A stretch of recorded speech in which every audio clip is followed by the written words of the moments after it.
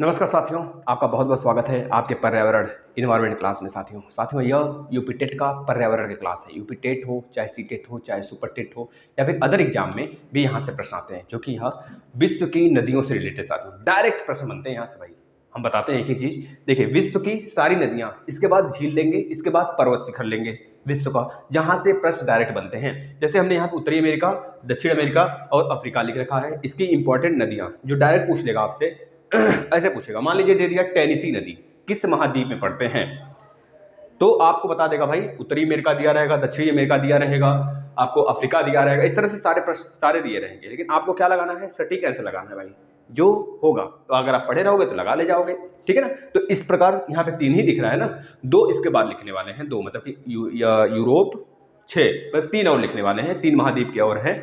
जैसे आपके यूरोप हो गया, एशिया हो गया, ऑस्ट्रेलिया हो गया। ऑस्ट्रेलिया में तो मात्र एक ही नदी का नाम याद रखना है जो बहुत बार पूछता है, ठीक है भाई। तो बस कंटिन्यू बने रहिए, लास्ट तक बने रहिए। एक बार मन करे तो शेयर कर दीजिए, स्टेटस लगा दीजिए, हर जगह शेयर कर दीजिए। सारे क्लासेस अगर नहीं देख रहे हैं सारे सब्जेक्ट के, तो उसको भी देखिए, सारे सब्जेक्ट आपके खत्म कर दिए गए हैं। साथियों अगर बात करें पूरे विश्व की सबसे बड़ी नदी का, तो याद रखना, नाम याद रख लेना, नील नदी। पूरे विश्व की सबसे बड़ी नदी नाइल रिवर, यानी कि अफ्रीका में बहता है। कहां बहता है भाई? अफ्रीका में बहता है। लंबाई की दृष्टि से अगर देखें पूरे विश्व का सबसे बड़ी नदी तो नाइल रिवर है। कहां बहता है? तो बता देंगे अफ्रीका में बहता है। दोस्तों ये 2 नदियों से मिलकर बनता है। कौन सी नदी? अभी हम बताते हैं दोस्तों। ये 2 नदियों से मिलकर बनता है भाई, व्हाइट नील और ब्लू नील से। अगर पूछता है व्हाइट नील और ब्लू नील में विश्व की सबसे बड़ी नदी कौन सी है, वैसे विश्व की सबसे बड़ी नदी आपका व्हाइट नील ही है। व्हाइट नील को ही नाइल रिवर कहते हैं। साथियों ये चीज याद रखना, क्योंकि इन दोनों का जो संगम होता है सूडान में होता है। सूडान में नाइल रिवर बन जाते हैं। सूडान एक देश है अफ्रीका का। व्हाइट नील ब्लू नील बन के वहां पर मिलके वहां पर क्या बनाते हैं? नाइल रिवर का निर्माण करते हैं। नील नदी का जो सोर्स है वह तो हमारा व्हाइट नील और ब्लू नील है, ठीक है ना। लेकिन इनका पानी कहाँ पे गिरता है? तो बता देंगे साथियों, इनका पानी भूमध्य सागर में गिरता है। भूमध्य सागर में अपना पानी गिरा देती है लाके। भूमध्य सागर जो कि आपके यूरोप और अफ्रीका के बीच में पड़ता है ना। लाल सागर जो कि आपके यूरोप और एशिया के बीच को अलग करती है। और लाल सागर और आपके भूमध्य सागर को जोड़ने वाला कैनाल जिसका निर्माण 1858-59 में हुआ था, उसका नाम क्या है? स्वेज नहर है। स्वेज कैनाल के नाम से जानते हैं, इस बात को भी याद रखना। अगर बात करें विश्व की सबसे बड़ी नदी तो बताएंगे नील नदी। डायरेक्ट आते हैं प्रश्न पे अपने। विश्व की दूसरी सबसे बड़ी नदी, हम सबसे पहले इसकी बात करना स्टार्ट करते हैं, उत्तरी अमेरिका का। उत्तरी अमेरिका नहीं, दक्षिणी अमेरिका से स्टार्ट करते, चलिए देखते हैं। अगर लेकिन पूछता है आपको विश्व की दूसरी सबसे बड़ी नदी, तो याद रखना विश्व की दूसरी सबसे बड़ी नदी अमेज़न है, जो कि ब्राजील में पाया जाता है। ब्राजील को दोस्तों यह बिल्कुल काट देती है ना। याद रखना ब्राजील को टुकड़े टुकड़े में विभाजित कर देती है। यह लगभग जो ऊपर है, जो आपका उत्तरी अमेरिका है, दक्षिणी अमेरिका है, दक्षिणी अमेरिका में ऊपर वाले सेक्शन को, मतलब ऊपर जो पराग्वे आते हैं, उरुग्वे, और आपका इधर देखेंगे तो बहुत सारे देश होते हैं भाई। यहाँ पर मैप नहीं, मैप हम आपको दिखाते, मैप वैसे हमने पढ़ा रखा है विश्व का। आप आएंगे ना, वर्ल्ड ज्योग्राफी का एक सेक्शन बना है, उसमें देखना पूरा विधिवत मैप पढ़ाया गया है। या फिर आप कॉन्टिनेंट वाइज वीडियो देख लीजिए। कॉन्टिनेंट वाइज अगर देखना है तो हमने प्ले लिस्ट बना रखा है, कॉन्टिनेंट वाइज वीडियो, हर एक चीज आपको बताई गई भाई। आप देखो तो सही, प्ले लिस्ट में आओ तो सही, वहां पर कॉन्टिनेंट वाइज वीडियो बनाया है। मात्र 6 वीडियो है, 6 कॉन्टिनेंट इंपॉर्टेंट है तो 6 वीडियो बनाया गया है। फुल वीडियो आपको लगभग 20 मिनट, 10 मिनट, 45 मिनट ऐसे वीडियो हैं। अगर देख लो, एग्जाम में भी समय नहीं है भाई, है ना, तो देख लेंगे, रिवीजन हो जाएगा आपका फटाफट। तो हमने आपको उसमें मैप से पढ़ाया हुआ है। तो यहाँ पर बस जनरली एक चीज आपको जहाँ से डायरेक्ट प्रश्न बनते हैं उसको बता देते हैं। तो पूरे विश्व का सबसे बड़ा नदी नील और दूसरा सबसे बड़ा अमेज़न। लेकिन अगर पूछा जाता है कि पानी के अनुसार पानी सबसे ज्यादा किस नदी में है, उसके अनुसार, जलधारा की क्षमता के अनुसार, चौड़ाई के अनुसार, तो बता देना अमेज़न सबसे बड़ा है, ठीक है भाई, जो ब्राजील में पाया जाता है दक्षिणी अमेरिका में। दोस्तों याद रखना यही वह नदी है जो सिल्वासा वन में पाया जाता है। सिल्वासा वन दक्षिणी अमेरिका का वन है, याद रखना साथी, जिनको पृथ्वी का फेफड़ा कहा जाता है। अभी हाल ही में वहां पर आग भी लगा था। यह हो गया। अब दक्षिणी अमेरिका में और कौन सी नदी है तो देख लो, अमेज़न हो गया, इसके बाद पराग्वे, पराना, उरुग्वे, नाम याद हो जाएगा भाई, याद कर लेना। तो उसमें याद रखना जो आपके पराग्वे, पराना और उरुग्वे हैं, ये प्रमुख 3 नदियां हैं जो नीचे रियो डी प्लाटा में आकर मिलते हैं। रियो डी प्लाटा में आके गिरते हैं दक्षिण अमेरिका में। जब आप दक्षिण अमेरिका का मैप देखेंगे तो ऐसा लगेगा दक्षिण अमेरिका जो अफ्रीका से टूट कर अलग हुआ है ना। अफ्रीका को अगर दक्षिण अमेरिका से मिला दें तो दोनों एक तरह से सट जाएंगे, क्योंकि एडजस्टमेंट हो जाएंगे। जैसे इसको अगर तोड़ दें तो लगेगा हाँ इसका ये टूटा वाला पार्ट, ये टूटा वाला पार्ट, दोनों को अगर जोड़ दें तो एक फिर से पेन हमारा बन जाएगा। उसी प्रकार से लगते हैं, क्योंकि पृथ्वी हमारी अलग हुई है भाई महा विस्फोट के द्वारा, या एक तरह से कह लीजिए कि पैंथलासा, पहले हमारी पृथ्वी का नाम पैंथलासा था, है ना। लॉरेंसिया आपने द्वीप पढ़ा होगा, है ना, लॉरेंसिया, और नीचे आपका अंगारा लैंड, अंगारा और गंडवाना लैंड, हमने बताया था भाई, इसका पूरा फुल वीडियो हमने बना दिया है कैसे हमारे महाद्वीपों का निर्माण हुआ है, आकर देख लीजिए इंडियन ज्योग्राफी में, है ना। इंडियन ज्योग्राफी में अगर आप अब देख रहे हैं सेक्शन में आके, तो आपको सारी चीज़ें पता होंगी, नहीं तो यहाँ पर बस डायरेक्टली हम बताते हैं जहाँ से डायरेक्ट प्रश्न आएगा भाई। तो याद रख लेना, ये चारों की चारों नदियाँ दक्षिण अमेरिका में पाई जाती हैं, यहाँ से प्रश्न बनता है बस। अब आ जाते हैं उत्तरी अमेरिका पर, सेंट लॉरेंस, टेनेसी, रियो ग्रैंड, कोलोराडो और कोलंबिया, ये याद रखना है। देखना, जो आपकी उत्तरी अमेरिका है साथियों, इसमें झील बहुत सारे पाए जाते हैं। आप झील को कभी मत समझ लेना कि हमारी नदी है, जैसे सो में, हम आपको एक ट्रिक बताते हैं, इसका झील का एक वीडियो बनाएंगे हम, SHO सो में देखिए क्रम से है, पहले सबसे सुपीरियर झील है, सुपीरियर, फिर ओरेंटियो और ओरेंटो झील है, फिर इरी झील, ये क्रम से है, फिर उसके बाद आ जाता है ह्यूरन, फिर आ जाते हैं मिशिगन, ऐसे क्रम से है, याद रखना। जैसे कि बात करें, पहले सुपीरियर है, फिर आपका ओंटेरियो है, फिर उसके बाद ह्यूरन है, यह क्रम है, फिर इसके बाद मिशिगन है, एक मिनट, मिशिगन है, फिर इरी है, पहले सो आ गया, SHO, पहले यस हो गया, फिर उसके बाद ओंटेरियो, फिर ह्यूरन, फिर इसके बाद भाई ह्यूरन के बाद फिर सो में लिख जाइए SHOME। तो याद रखना, पहले नंबर पे यह होगा, दूसरे नंबर पे यह होगा, तीसरे नंबर पे यह होगा, चौथे नंबर पे यह होगा, पांचवें नंबर पे यह होगा, ऐसे, यानी कि सो सुपीरियर हो गया, फिर दूसरे नंबर पर आपका मिशिगन आएगा, दूसरे नंबर पर मिशिगन होगा, फिर तीसरे नंबर पर ह्यूरन होगा, फिर चौथे नंबर पर आपका इरी होगा, पांचवें नंबर पर ओंटेरियो होगा भाई। इस प्रकार से क्रम है। ये झील है, जो सुपीरियर झील है पूरे विश्व का सबसे बड़ा मीठे पानी की झील है, ये पूरे तरीके से अमेरिका में पाया जाता है, लेकिन यह चारों जो हैं एक तरह से कनाडा में भी पाए जाते हैं, कनाडा में उंगली नुमा आकृति बनाते हैं। कनाडा और अमेरिका को 49 पैरेलल रेखा अलग करती है, ये बात भी पता होना चाहिए। तो इतने आपको याद कर लेने हैं, सेंट लॉरेंस, टेनेसी, रियो ग्रैंडो, कोलोराडो और कोलंबिया, ये सारे के सारे नदी जो हैं दोस्तों कहाँ पाए जाते हैं, उत्तरी अमेरिका में पाए जाते हैं। दोस्तों जो यहाँ पर दिया है आपका सेंट लॉरेंस नदी, सेंट लॉरेंस नदी जो है बे ऑफ हडसन में गिरती है, अपना पानी जो है ना Saint Lawrence Bay of Hudson में गिराती है। याद रखना, हडसन एक देश है ना, वहां पर गिराती है। हडसन एक तरह से बे है, बे ऑफ बंगाल जैसे हम लोग यहाँ है ना, उसी प्रकार से उत्तरी अमेरिका में बे ऑफ हडसन है। बंगाल मतलब क्यों, बे ऑफ बंगाल का मतलब क्या, बांग्लादेश है, उसी के नाम से पड़ गया Bay of Bengal, Bay of Hudson.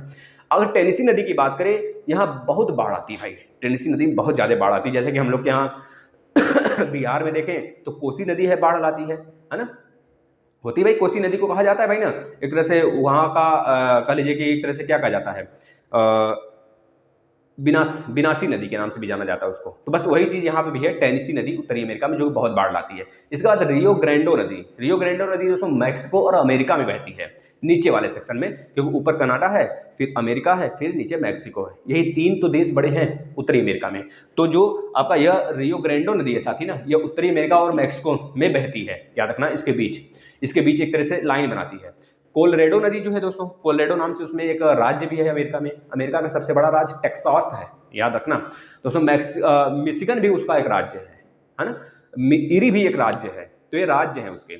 आपके वाशिंगटन DC भी एक राज्य है उसका, तो वो तो उसका कैपिटल ही है। तो कोलोराडो नदी कहाँ बहता है पता चला भाई, तो बता देंगे, कोलोराडो नदी कोलोराडो के पठार से निकलती है, कोलोराडो के पठार से निकलती है, बस इतना याद रखना। बस ये याद रख लेना ये नदियां कहाँ बहती हैं, किस कॉन्टिनेंट में। इसके बाद कोलंबिया रिवर की बात करें तो ये सहायक नदी है भाई, इसकी सहायक नदी एक स्नेक रिवर करके है, वो भी याद कर लेना, स्नेक रिवर। अलास्का में बहुत सारी नदियां बहती हैं, अलास्का पता ना तो किसका भाग है इस समय, अलास्का दोस्तों वही अलास्का का सागर भी आपने पढ़ा होगा।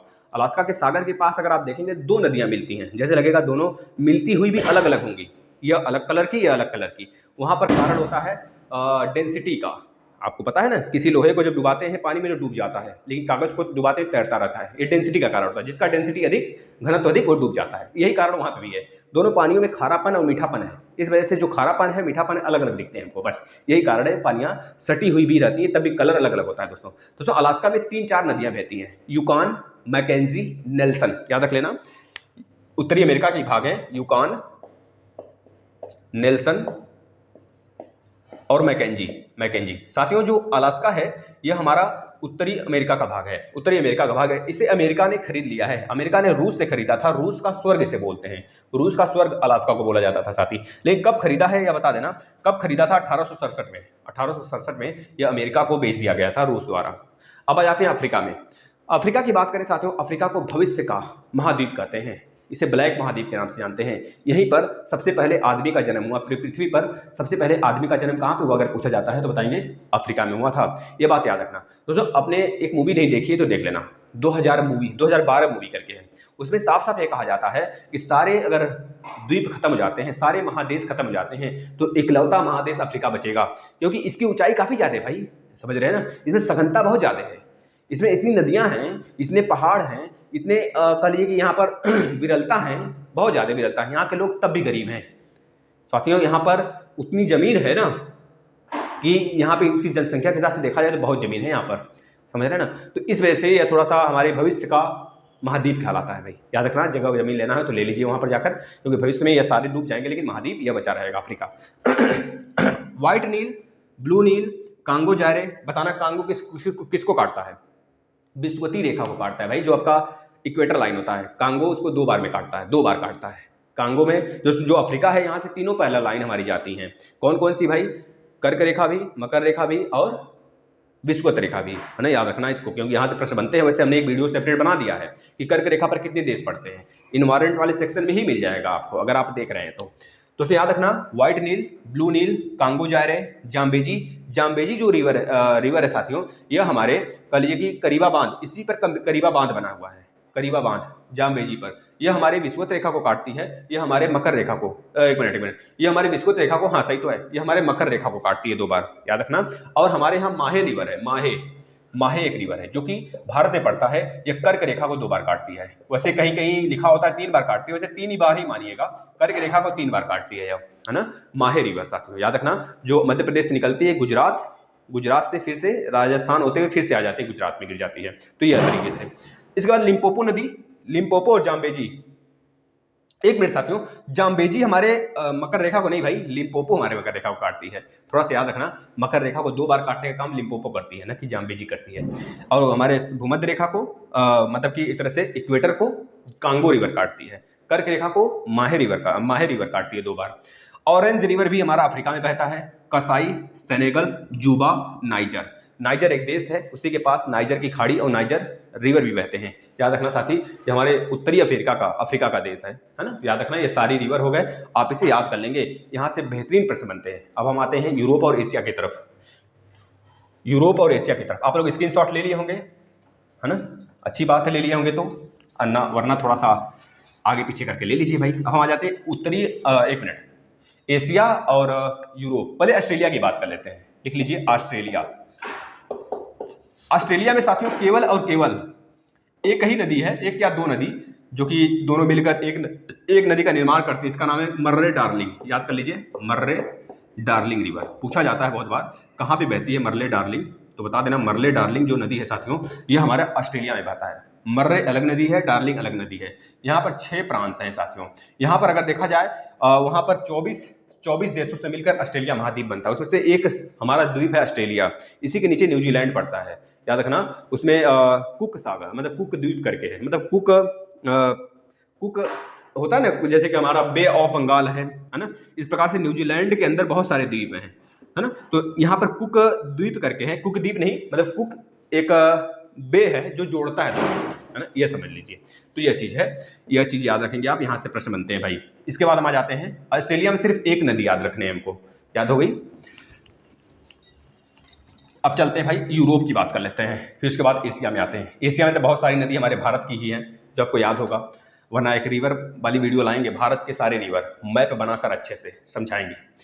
दोस्तों यूरोप, बस आप शेयर कर दो, साथ दे दो, इसके बाद देखना सब कुछ दे देंगे भाई। बस आप लोग इतना शेयर कर दो ना कि बच्चों को पता चल जाए, हाँ कहीं ऐसे क्लास से मिलते हैं जहाँ पर सारे सब्जेक्ट अकेले मास्टर पढ़ाता है, मैथ तक पढ़ाता है भाई। देखना दोस्तों, अगर बात करें यूरोप में सबसे बड़ी नदी वोल्गा नदी है, याद रखना। सबसे बड़ी नदी की बात करें साथियों, वोल्गा नदी, यह भी याद रखना। ये नदियां कहाँ पे गिरती हैं? वोल्गा नदी है यूरोप की सबसे बड़ी नदी, वोल्गा रिवर है, याद रखना वोल्गा रिवर। यह दोस्तों कैस्पियन सागर में अपना पानी गिराती है, कैस्पियन सागर जो पूरे विश्व का सबसे बड़ा खारे पानी की झील है। झील वाले में पढ़ाएंगे भी, और ये भी बताएंगे इसके चारों तरफ पहुंचने के देश हैं, कौन कौन से देश हैं जो इससे बॉर्डर शेयर करते हैं, सब कुछ बताएंगे, घबराना मत। वोल्गा रिवर सबसे बड़ा रिवर है, किसका भाई? यूरोप का। याद रख लेना, इसका जो पानी है कैस्पियन में गिरता है। ये रूस से सबसे बड़ा अपना बॉर्डर शेयर करता है, रूस में, है ना। इसके बाद साथियों बहुत ही इंपॉर्टेंट है डेन्यूब नदी। डेन्यूब नदी दोस्तों इस वजह से इंपॉर्टेंट है क्योंकि यह जो है दोस्तों पांच देशों के राजधानी से होकर जाती है भाई, 5 राजधानियों से होकर गुजरती है, 5 राजधानियों से होकर गुजरती है, इसमें से मोस्ट इंपॉर्टेंट है डेन्यूब नदी, याद रख लेना। इसके बाद साथियों एक काला सागर में अपनी पानी गिराती है, देखिए यह कैस्पियन में और यह काला सागर में अपना पानी गिराती है, ब्लैक सी, जिसका अस्तित्व धीरे धीरे खत्म हो रहा है भाई। है भाई, ब्लैक सी का है अस्तित्व, है ना। वान लेक का अस्तित्व खत्म हो रहा है, वान लेक जो विश्व का सबसे खारे पानी के लेक कहा जाता है, सबसे ज्यादा डेंसिटी वाला। डेन्यूब के बाद दोस्तों यूराल पर्वत से बनता है यूराल नदी, याद रखना यूराल नदी। दोस्तों यूराल पर्वत जो है हमारे एशिया को यूरोप को कनेक्ट करता है, जिस प्रकार से काला नदी है, ब्लैक सी है, वह हमारे यूरोप को एशिया से कनेक्ट करता है। जैसे कि अगर बात करें पूरे यूरोप और एशिया में 2 ऐसे देश बताइए जो दोनों महाद्वीपों में है, तो बताएंगे आप कौन कौन से देश? पहले तो रूस बताएंगे, एक और है जो काला सागर से बॉर्डर शेयर करता है, उसका नाम भाई देखो भाई देखिए नाम नहीं याद आ रहा उसका, थोड़ा सा सोचना पड़ेगा, क्या नाम बताना उसका, क्या नाम है भाई? काला सागर से कौन कौन से देश बॉर्डर शेयर करते हैं? एक देश और है जो कि दोनों में, जैसे रूस है, यूरोप और एशिया दोनों में अपना बॉर्डर शेयर करता है, इसी प्रकार से एक और देश है भाई, देखिए नाम थोड़ा सा बहुत ज़्यादा प्रचलित रहता है उसका, इसमें ध्यान से अभी चलिए हम बता देते हैं, ध्यान में आता है तो, क्योंकि यह ज्योग्राफी है, दिमाग में तो सब भरा है, लेकिन सही समय उगल पाना ही मुश्किल हो जाता है ससुरा, है ना। इस चीज़ को याद रखना, रूस। इसके बाद साथियों यूराल नदी दोस्तों, यूराल पर्वत आपने सुना होगा, जो हमारे एशिया को और अफ्रीका को एशिया और यूरोप को कनेक्ट करते हैं। यूराल नदी जो एक तरह से वहीं पर यूराल पर्वत है, यूराल पर्वत से यूराल नदी निकलती है, याद रखना साथियों। एक प्रकार से उठा हुआ भाग है, जब हमारे दोनों महाद्वीप लड़ गए ना तो वहाँ पर उठ जाता है, एक तरह से दरारी इलाका पड़ जाता है, ऊंची हुई भाग पड़ जाती है, उसी ऊंची हुई पठार को हम क्या कहते हैं? यूराल पर्वत कहते हैं, उसी जगह से यूराल नदी निकलती है, ठीक है। और देखना यूरोप में और कौन सी नदी इंपॉर्टेंट है भाई? यूरोप में दोस्तों याद रखना डॉन रिवर मोस्ट इंपॉर्टेंट है, डॉन रिवर है। इसके बाद साथियों डॉन रिवर जो है साथियों अजोब सागर में जल गिराती है, अजोब सागर में जल गिराती है अपना। इसके बाद सीन रिवर है, सीन आपको पता होगा भाई कहाँ सीन देखने को मिलता है? पेरिस इसी के तट पर है, पेरिस इटली का कैपिटल भाई, इटली को यूरोप का भारत कहते हैं। इटली में एक पो नदी भी बहती है, तो पो नदी हमारा यूरोप की नदी हुई, तो इसको भी पहले लिख लीजिए, पो नदी इटली में बहती है। इटली मतलब यूरोप की गंगा किसे कहते हैं? पो नदी को कहते हैं, और यूरोप का भारत किसे कहते हैं? इटली को कहते हैं, क्योंकि वहां पर उसी प्रकार से पूरा का पूरा जलवायु है जिस प्रकार से भारत में है। उसके भारत के उत्तर में भी पर्वत है, यहाँ पर भी इसके उत्तर में पर्वत है। इसमें भी एक नदी बहती है जो कि पर्वत को काटती हुई इसको बीच से थोड़ी सी सिंचाई वगैरह का माहौल बना देती है। जैसे गंगा के चारों तरफ बहुत ज़्यादा सिंचाई वगैरह होती है, खेतियाँ बहुत ज़्यादा होती हैं, हमारे उत्तर प्रदेश, बिहार, इस तरफ हरियाणा वगैरह में बहुत ज़्यादा खेतियाँ होती हैं, पश्चिम बंगाल वगैरह में। तो बस उसी तरह से पो नदी के किनारे भी बसने वाले लोग खेती के माहौल में बहुत आगे होते हैं। इस वजह से बोला जाता है कि एकमात्र ऐसा यूरोपीय देश जहां पर खेती बहुत ज्यादा होती है, तो बता देना इटली, ठीक है भाई। नेक्स्ट अगला देख लेना, यहाँ पर एल्ब रिवर लिख लीजिए, एल्ब रिवर साथियों याद रखना, एल्ब रिवर। इसके बाद राइन मोस्ट इंपॉर्टेंट साथियों, राइन रिवर जर्मनी में बहता है, जर्मनी में, इसको याद रखना। जर्मनी एक देश है दोस्तों, आपको पता है किसका देश है भाई? हिटलर वाला, है ना, जर्मनी में राइन रिवर बहता है, यह भी यूरोप का एक देश है, यूरोप की एक नदी है। इसके बाद साथियों लोरी लिख लेना, सारा का सारा हम क्रम से बता दिए, सब लिख लेना, लोरी नदी मोस्ट इंपॉर्टेंट है। इसके बाद साथियों लोरी नदी के बाद, लोरी नदी जो है साथियों यह पुर्तगाल और स्पेन दोनों को जोड़ती है, दोनों में बहती है, यह कह लीजिए लोरी नदी। पुर्तगाल वही वास्को डी गामा जो कि 1511 में, 1502 में और 1502 की 1503 और 1498 में 3 बार आया था भारत, है ना, याद रख लेना।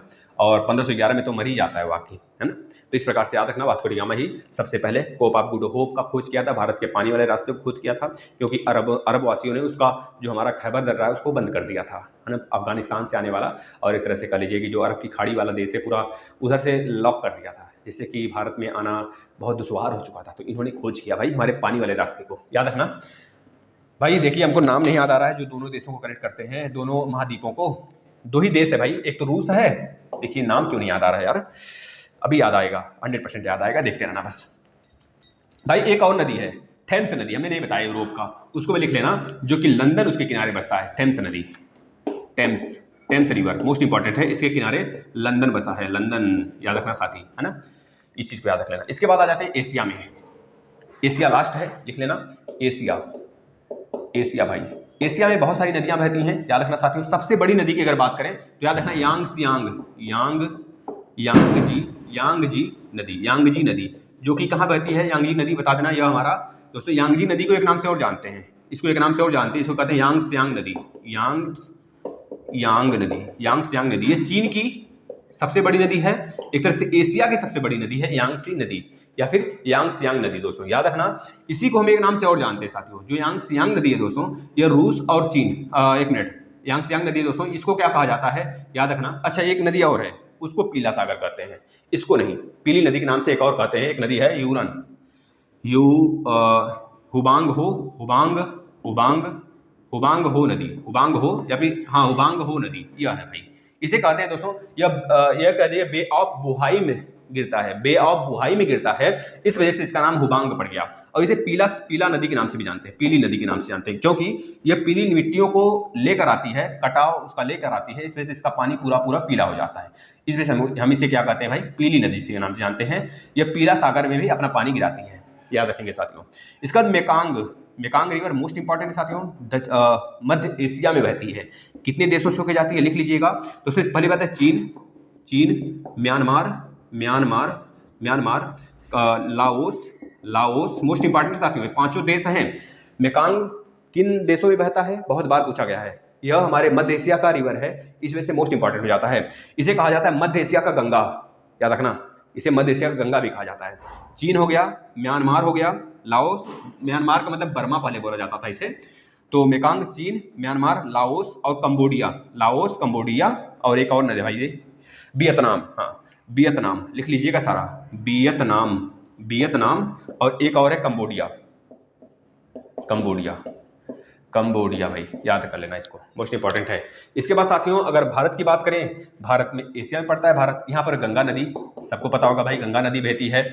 और इसके बाद यमुना नदी जो सबसे बड़ा सहायक नदी है गंगा की, वो भी बाहें से मिलने वाली। इसके बाद गोदावरी नदी, तो दक्षिण भारत गंगा का बोला जाता है इसे, दक्षिण भारत की गंगा। दक्षिण की गंगा कावेरी को बोला जाता है, कावेरी। बूढ़ी गंगा गोदावरी को ही बोला जाता है, याद रखना, कावेरी। इसके बाद ताप्ती नदी जो कि एक तरह से कह लीजिए कि यह पश्चिम में बहती है ना, पश्चिम में बहने वाली है दोस्तों, याद रखना, ये डेल्टा नहीं बनाती है भाई। ताप्ती हो गया, नर्मदा हो गया, माहे हो गया, साबरमती हो गया, है ना, यह सब हो गए। एक है दोस्तों लूनी नदी जो कि माउंट आबू वाले क्षेत्र से निकलती है। माउंट आबू कहाँ पड़ता है, राजस्थान में पड़ता है। माउंट आबू गुरु शिखर की पहाड़ी से निकलता है, साथियों याद रखना, माउंट आबू से निकलती है, गुरु शिखर की पहाड़ी से निकलती है। एक चीज आपको पता होगा साथियों, जो ये हमारी लूनी नदी है, ये गुरु शिखर से निकलती है, गुरु शिखर के माउंट आबू वाले क्षेत्र से निकलती है, वहां से निकलती है। और यह अपना पानी एकमात्र ऐसी नदी है जो कि भारत से उगती है और भारत में ही विलीन हो जाती है, कच्छ केरल में खत्म कर देती है अपनी कहानी वहां पर। साथियों ये चीजें याद करिएगा, यह सारी चीजें हो गई, आपको पता होना चाहिए। और कोई नदी बताइए छूट रहा है, साल्विन, हाँ साल्विन हो गया, ब्रह्मपुत्र हो गया, यह बताना थोड़ा रह गया, इसको स्क्रीनशॉट ले लीजिए। यह देखिए एशिया के ही रिवर बहुत सारे और हैं, हम आपको बता देते हैं, जैसे कि साल्विन हो गया, साल्विन हो गया, और एक हो दोस्तों हरवाल, इरावदी हो गया। इसके बाद ब्रह्मपुत्र हो गया। इसके बाद सिंधु हो गया। दोस्तों जो हमारा ब्रह्मपुत्र है, इसे कई नाम से जानते हैं। ब्रह्मपुत्र को चीन में क्या कहते हैं, सांगपो या फिर तसांग कहते हैं, सांगपो या फिर तसांगपो कहते हैं, तसांग भी नाम से भी जानते हैं, याद रखना। और ब्रह्मपुत्र को ही साथ ही जब हमारे अरुणाचल प्रदेश में एंट्री करती है तो वहाँ पे दिहांग या फिर दिबांग के नाम से जानते हैं, क्योंकि अरुणाचल प्रदेश में एक हमारा जिला है दिहांग या फिर दिबांग के नाम से, तो वहाँ पर उसे दिहांग या फिर दिबांग के नाम से जानते हैं। जैसे ही यह ब्रह्मपुत्र हमारे असम में आता है तो इसे हम ब्रह्मपुत्र के नाम से जानने लगते हैं। और ब्रह्मपुत्र असम में ही एक माजुली द्वीप का निर्माण करती है, किसका भाई, माजुली द्वीप का निर्माण करती है, जो कि पूरे विश्व का सबसे बड़ा नदी द्वीप होता है, याद रखना। जैसे ही आती है बंगाल की खाड़ी में, इसका नाम हो जाता है भाई, बताना क्या नाम हो जाता है, जमुना नाम होता है साथियों, जमुना। जब यह गंगा से मिल जाती है तो पूरे दोनों के संगम को क्या कहते हैं भाई, पद्मा कहते हैं, पद्मा कहते हैं। इस बात को याद रखना, इस बात को याद रखना। पद्मा किसे कहते हैं? दोनों के संगम को कहते हैं पद्मा, है ना, ये बात याद रखना। जमुना, यमुना नहीं, जमुना ब्रह्मपुत्र को कहते हैं। यमुना भारत की सबसे बड़ी सहायक नदी है, किसकी? गंगा की, याद रखना साथी। इसके बाद बताना और कोई चीज छूट रहा है ना। कावेरी, हाँ, कृष्णा, कृष्णा भी भारत में बहता है, कृष्णा हो गया। अगर छोटी छोटी नदी देखेंगे तो मांडवी जो कि गोवा में बहता है, मांडवी हो गया, है ना। इस तरह से और बहुत सारे हैं, केरल में बहने वाली बहुत सारी नदियां हैं। बस इस तरह से बहुत सारी नदी हैं, आपको पता होना चाहिए। अभी भी हमको नाम नहीं याद आया भाई। एशिया को और अफ्रीका को कनेक्ट करने वाले 2 देश, देखो थोड़ा सा, एक तो रूस है साथी, और एक और कोई है भाई, नाम नहीं याद आ रहा है दोस्तों। काला सागर के पास ही पड़ता है भाई, उसी जगह हमारा सबसे बड़ा लैक भी है वहाँ। एक मिनट तो सोचने दीजिए। रूस और भाई देखो नाम नहीं याद आ रहा है हमको। चलिए कोई बात नहीं, हम आपको बता देंगे नेक्स्ट वीडियो में उसका नाम क्या है, ठीक है ना। थोड़ा सा समय ज़्यादा हो रहा है। चलिए धन्यवाद, आप लोग वीडियो को देखिए, शेयर करिए, ज़्यादा से ज़्यादा शेयर करिए साथियों, जिससे कि यह हमारा फैमिली बड़ा हो सके। दबा कर शेयर करिए, सारी चीज़ें आपको दिया जाएगा बिल्कुल फ्री, ठीक है। धन्यवाद।